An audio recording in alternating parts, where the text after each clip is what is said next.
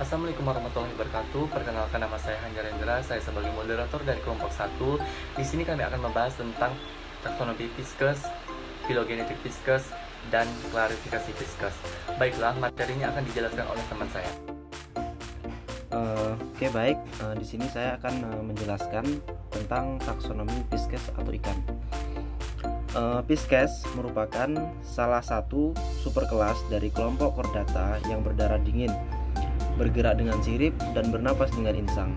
Pisces merupakan kelompok vertebrata yang hidup di perairan dengan menggunakan sirip untuk bergerak dan menjaga keseimbangan tubuh dan memiliki jumlah spesies yang beraneka ragam.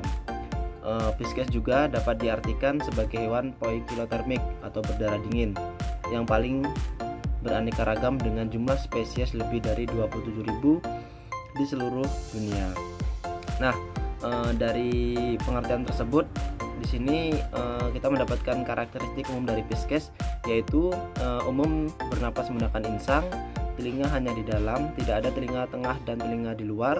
Pada umumnya memiliki kulit bersisik dan licin karena terdapat selaput lendir glandula mukosa. Merupakan hewan berdarah dingin yang sudah saya sebutkan tadi. Kemudian suhu tubuhnya dapat berubah-ubah sesuai dengan suhu lingkungan. Kemudian pernapasannya umumnya dilakukan dengan menggunakan insang dan umumnya ovipar dan fertilisasi eksternal di luar tubuh induk. Kemudian cor jantung terdiri dari dua ruang, yaitu atrium dan ventrikel. Dari karakteristik umum dari ikan kemudian dapat kita simpulkan atau kita ketahui untuk karakteristik khusus dari Pisces atau ikan. Yang pertama, hidup di perairan baik di sungai maupun di laut. Kemudian tubuhnya dilengkapi dengan sirip-sirip yang berfungsi untuk membantu berenang dan menjaga keseimbangan. Kemudian keseimbangan tubuh, sirip akan dibedakan atas sirip punggung, sirip dada, sirip perut, sirip anal, dan sirip ekor. Kemudian ikan mempunyai gurat sisi yang berfungsi untuk mengetahui tekanan air. Kemudian tubuh ikan ditutupi oleh sisik yang licin dan berlendir sehingga dapat bergerak dengan cepat di dalam air. Ikan berkembang biak dengan cara bertelur ovipar, namun ada juga yang melalui fertilisasi internal dan fertilisasi eksternal. Kemudian memiliki ekor dan sirip yang memudahkannya untuk berenang dan menjaga keseimbangan. Yang terakhir, kemudian memiliki gelembung renang yang memudahkannya untuk naik turun di dalam air.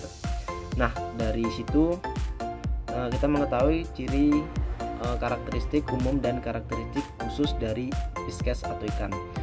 Secara taksonomi, ikan tergolong kelompok parafiletik yang hubungan kekerabatannya masih diperdebatkan. Biasanya ikan dibagi menjadi ikan tanpa rahang kelas Agnatha, 75 spesies termasuk lamprey dan ikan hak.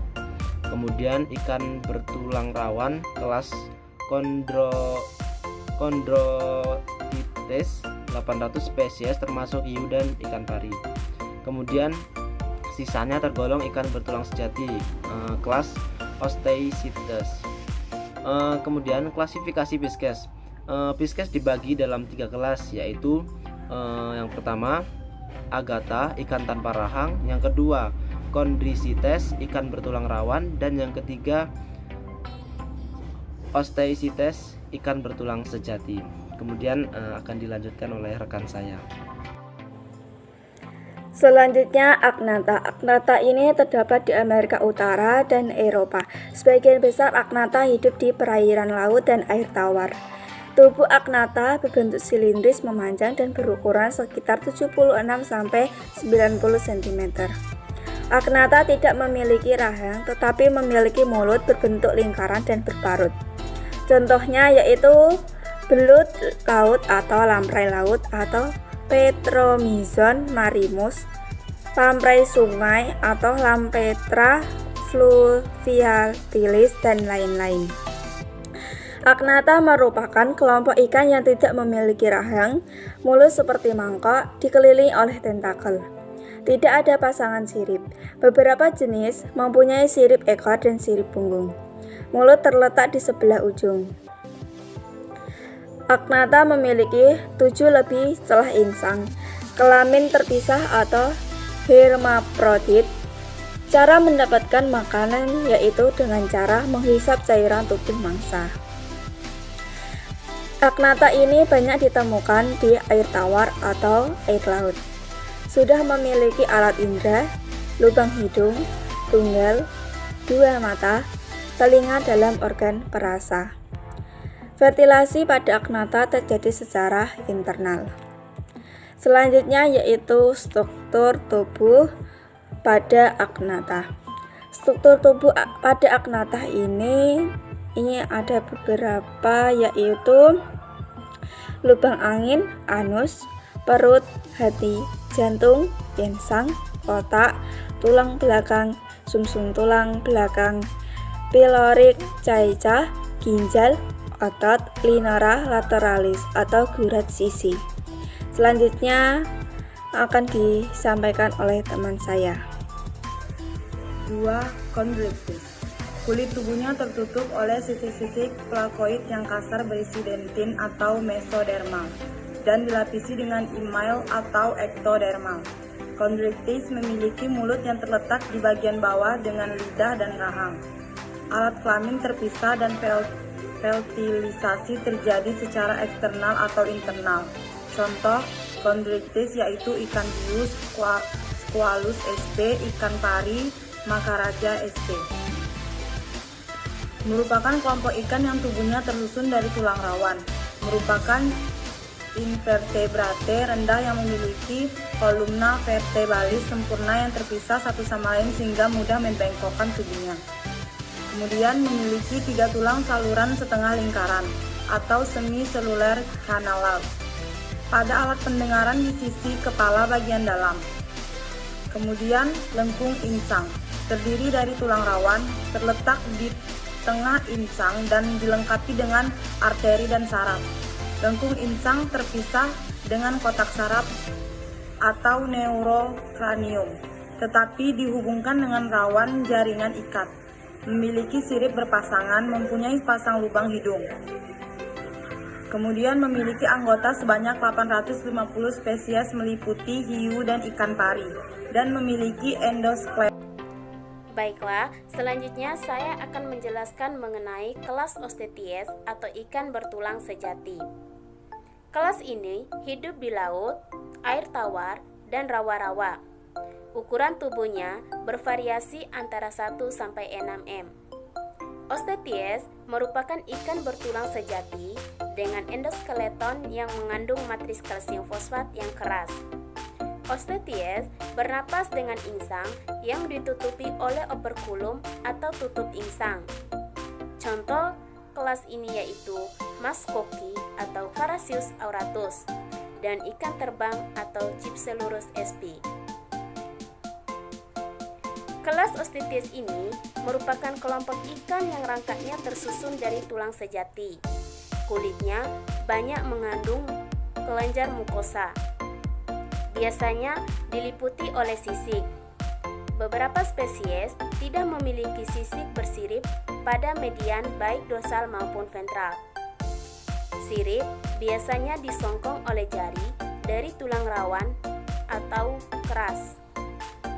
Mulut terletak di ujung dan bergigih rahang tubuh dengan baik dan bersendi pada tulang tempurung kepala. Kemudian mempunyai rahang atau ganostomates. Terdapat 3 semi-sirkular kanal pada alat keseimbangan atau alat pendengaran yang terletak pada sisi kepala bagian dalam. Lengkung insang dari tulang sejati. Bagian dalam insang terdapat pembuluh kapiler dan saraf insang. Lengkung insang tidak bersatu dengan tengkorak atau kranium dan mempunyai sirip berpasangan. Terdapat lubang hidung atau nostril yang berpasangan. Sisiknya yaitu siloid, senoid, dan beberapa ganoid, dan tidak mempunyai kloaka. Dapat kita lihat struktur tubuh pada Osteotes berikut ini. Filogenetik merupakan studi yang membahas tentang hubungan kekerabatan antar berbagai macam organisme melalui analisis molekuler dan morfologi. Para ahli biologi secara tradisional menggambarkan silsilah atau genealogi organisme pada pohon filogenetik, yaitu diagram yang melacak hubungan evolusioner yang dapat mereka tentukan sebaik mungkin. Beberapa contoh pisces dalam hubungan kekerabatan adalah ikan layur, ikan lele, ikan kembung, dan ikan lidah. Hasil uji kekerabatan dengan rumus koefisiensi atau asosiasi dan fenogram yang dibuat menggunakan software MTSYS menunjukkan bahwa hubungan kekerabatan yang paling dekat adalah ikan kembung dan ikan brek. Selanjutnya antara ikan layur dan ikan kembung dan ikan brek, sedangkan hubungan kekerabatan paling jauh ditunjukkan antara ikan layur, ikan kembung dan ikan brek, dan ikan lidah. Peran dan manfaat. Daging ikan adalah sumber protein tinggi dan mengandung asam lemak yang tak jenuh. Tulang ikan dapat dimanfaatkan sebagai pembuatan lem. Pengawet ikan yang dibuat dari pabrik ikan juga dapat memberikan hiburan tersendiri bagi banyak orang.